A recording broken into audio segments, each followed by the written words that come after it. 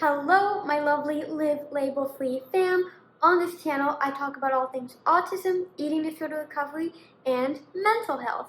And of course, a huge part of not only mental health, but physical health as well is nutrition. And one of my favorite ways to pack a punch when it comes to nutrition is, of course, smoothie bowls. And if you follow me on Instagram, you know that I'm like making a smoothie bowl every single day. And often you guys slide into my DM and ask, how do you make your smoothie so thick and so creamy?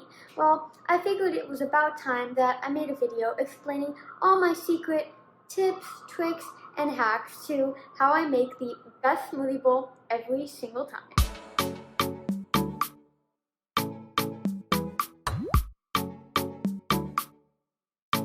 So my very first tip is to invest in a high quality blender. So here we have to see our smoothie bowl as our baby, and the blender is the baby mama, because the blender is where all the magic happens. If you start with a blender that's crappy, you're going to end up with a crappy smoothie, and no one wants a crappy smoothie. And trust me when I say that I have broken so many blenders in the past because they just were not powerful enough to create what I wanted to create, which was a thick and creamy and dreamy smoothie. So the only time that I have gotten this result was in my amazing Vitamix, and I have the Exploring E310 model, and it's my absolute favorite kitchen appliance on the planet, besides maybe like my air fryer and like microwave, because like mug cakes and crispy stuff. But the reason why you need a Vitamix is because it has a tamper. So this is a tamper, and it's the part of the Vitamix that allows you to push the ingredients into the blade while the machine is running. And this is really key because this prevents you from needing to use a lot of liquid, which will result in a thin smoothie. And I know what you may be thinking, well, I don't have money for a Vitamix, like a Vitamix is too expensive, and I hear you. Vitamixes are pricey, they are an expensive kitchen appliance. But here, I do want you to see them as an investment. And if you think about it, it's actually a very well worth it investment if you are planning on creating a smoothie bowl every day, because a Vitamix at this moment in time is currently $350 on Amazon, and I will link the one I have below in the description.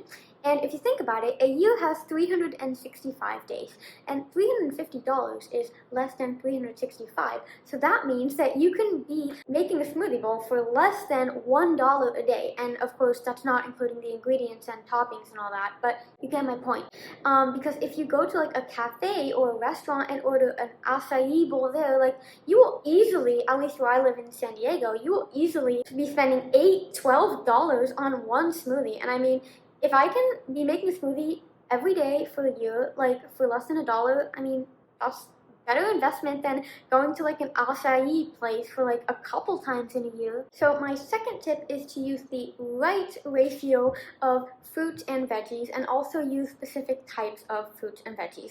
So I know that a lot of people on social media will say, that food is bad because it has too much sugar and blah, blah, blah. But fruit is nature's beautiful creation, so just stop with the fruit is too much sugar trend already. Okay, thanks. So when it comes to my smoothie bowls, I always use a combination of creamy fruit, of flavor fruit, and of vegetables. And before you get really confused, like what the heck is creamy fruit and what is flavor fruit, because all fruit has flavor, I will be explaining it, so just keep on watching and you'll know what I mean. So creamy fruit will form the base of your smoothie. So these are going to be more starchy fruits such as banana, mango, papaya, but you could even go for vegetables such as pumpkin or squash or sweet potato. And let me tell you, I have an amazing, super creamy, dreamy, delicious sweet potato smoothie recipe on my blog. I will link it in the description below, along with all of the other links to my favorite products and recipes. Flavor fruit is really the fruit that's going to bring out that pop of flavor in your smoothie and also provide it with color. So here you can think of more like watery fruits such as blueberries, strawberries, raspberries, peaches, pineapple. Really, the list is endless, and you're going to be really using these flavor fruit ingredients in combination with the creamy fruit and the vegetables, if using vegetables, to create some really amazing and like awesome flavor combinations. Now, no matter what fruit or vegetables you use, it is key, and it is key, like, to use frozen items, because if you're going to be using like fresh strawberries and fresh bananas, you're going to end up with like a bowl of goop, and no one wants that, because if you wanted a bowl of goop, you wouldn't be here right now. So like I said, the same goes for vegetables. I love adding vegetables to my smoothies because who doesn't love to just add in like extra nutrients in a bowl that tastes like ice cream? I mean, I don't know about you, but I do.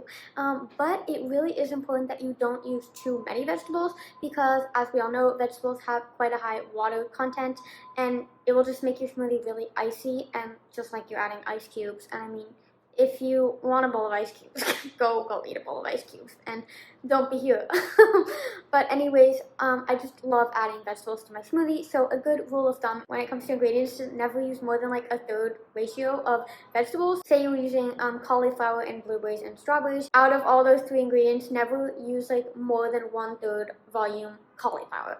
So besides cauliflower, which you probably noticed is just like my favorite thing to add to smoothies because it does really help with the creaminess, I also love adding frozen zucchini. And if you're going for like a cacao, like red velvet kind of smoothie bowl theme, I love adding frozen beet chunks because they just add such a beautiful pop of color. They're high in iron and they just really give that amazing red velvety taste in combination with cacao. Now, my third tip is to pick a flavor and color theme.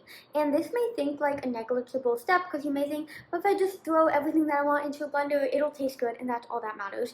But I'd rather eat something that also looks appetizing and not eat something that kind of looks like a bowl of shit, because that's just kind of gross, just my preference, but just gonna put that out there. So when it comes to picking a color and flavor theme, do you guys remember learning about primary and complementary colors in class as a kid? Anyone?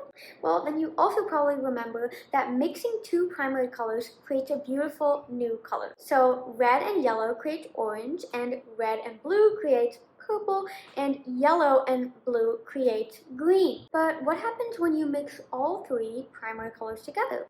You get brown, so you get like shit, and we don't want shit. So the same happens when you mix 2 complementary colors, meaning 2 colors on opposite sides of the color wheel. So strawberry spinach or strawberry kale or raspberry green may sound like an amazing smoothie flavor, but it will result in a brown smoothie. So if you don't mind this, like if you don't mind like eating something that's brown and looks gunky, like go ahead. But don't say I didn't warn you. So I'd say stick to a theme when making your smoothie, and remember that less is more here. Because if you toss like 10 different ingredients in a smoothie because you think like the more the better, like more nutrients, you really are kind of missing the point here, because you won't like taste any of the items by themselves. Because if you added like pineapple and strawberry and blueberry and raspberry and zucchini and beets and what other fruit, peaches and watermelon and cantaloupe, like if you mix them all together, you won't like taste any of them. Just like if you mix every single color together, you get brown, which ultimately is just not fun. Some of my favorite smoothie flavor ideas are tropical, so you could think banana, mango, pineapple, peach, and coconut. Or very berry is also one of my go-tos, so think strawberries, blueberries, raspberries, cherries, blackberries, all the berries, just throw them in there and it just creates the most gorgeous purple color as well.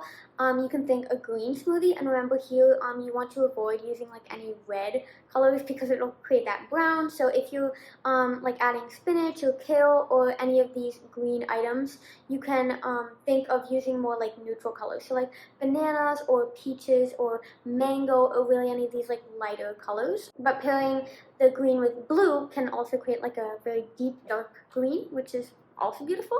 It's really up to you. And I also love, like I just mentioned, with the red velvet flavor. If you're using beets, I love going for like a cacao dessert kind of smoothie. When I do that, I love doing like blueberry and cacao powder, or raspberry and cacao, or strawberry and cacao, just kind of that chocolate covered berry vibe. And you can use protein powder here too, so I like to add like a chocolate protein powder if I was doing that. If we are talking about protein powders, it is important to pick your protein powder flavor accordingly, which we will get into in a sec, because as you can see behind me, I have my favorite protein powders that I'm so excited to talk about. Just before we get into the protein powder tip, my 4th tip is to never add ice. I mean, this is like the biggest mistake I see when it comes to people making smoothies, when they'll ask like, why is my smoothie not turning out thick and creamy like yours? And then I'll ask, well, what are you putting in your smoothie? And they'll say bananas and blueberries and strawberries and ice, and I'm like, ice? Like, no, you don't want ice. Just like we said, you don't want to add too many vegetables because of the high water content. Ice is water, so if you're going to be adding a lot of ice, it'll turn, well, icy, and that's like the opposite of creamy, because like I said, if you want icy, go eat a bowl of ice. So you don't want to be here. So never add ice to your smoothie because it'll ruin it. So my fifth tip, which is probably my favorite, and this is the reason why I love smoothie bowls so much, because you can add so much nutrition, is to add protein powder. And let me tell you guys, this is the key to getting the most irresistibly creamy, dreamy smoothie bowl ever. So if you follow me on Instagram, you know I have been a loyal customer of New Zest Clean Lean Protein for over 5 years now, because their protein is just the best. So it's vegan and it's free of all common allergens, and it's super easy to digest, which makes it perfect for all my eating disorder and autistic watchers, or anyone really with a sensitive stomach or sensitive gut, because I personally have a very sensitive stomach. So New Zest has got me covered. They have a whole range of flavors, from smooth vanilla to rich chocolate to their probiotic line, which has a probiotic vanilla and a probiotic cacao. But they have a whole range of flavors beyond that. So like chai turmeric maca, vanilla matcha. They have a coffee flavor, strawberry flavor. Really, for anyone who doesn't know what protein powder like to buy, like New Zest has got your back and your stomach. See what I did there? And you can save money on New Zest if you use my code LIVELABELFREE on New Zest's website at checkout. It just gives you a nice little bonus. And along with protein powder, I also love adding flax or chia seeds, because they really soak up the liquid and also provide you with some more gut healthy fiber, because I mean, we love our gut health, we love supporting our healthy body. And while we are talking about liquid, my sixth tip is to go easy on the liquid, and this is why a Vitamix is so key, because with the tamper, it allows you to press all of the ingredients into the blades and blend them all up without needing to add a lot of liquid to get things going. Now, of course, you do need some liquid to get it all going, and here I love using plant-based milk, so like almond milk or oat milk or hemp milk, or really whatever kind of milk you have or whatever milk you want.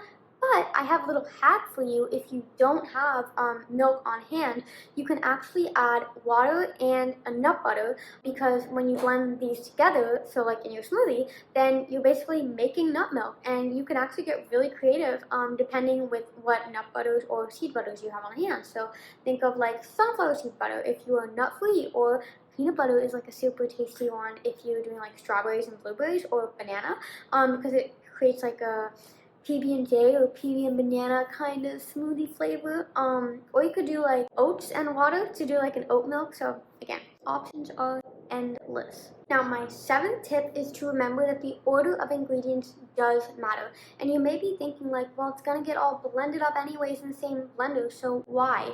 But trust me, add any liquid or hard ingredients such as like flax and protein powder, so like dry ingredients I guess, first, followed by your bigger frozen ingredients such as like banana chunks or cauliflower chunks or papaya chunks or sweet potato chunks or whatever, and then last, so at the top, add your like smaller frozen ingredients. So like if you were doing like blackberries or cherries or frozen raspberries, that's because the smaller like frozen fruits, they blend more easily. Say you were to have the frozen raspberries all the way at the bottom, and on top you did like frozen chunks of cauliflower, the kinetic energy of the blender will then first melt the raspberries while you still have like huge chunks of cauliflower in your smoothie. I don't even think I need to elaborate on what a disaster and disgusting smoothie that would be. And this like kinetic energy is related to my eighth tip, which is to ensure that you do not overblend your smoothie, because if you do think about the energy and kinetics and physics and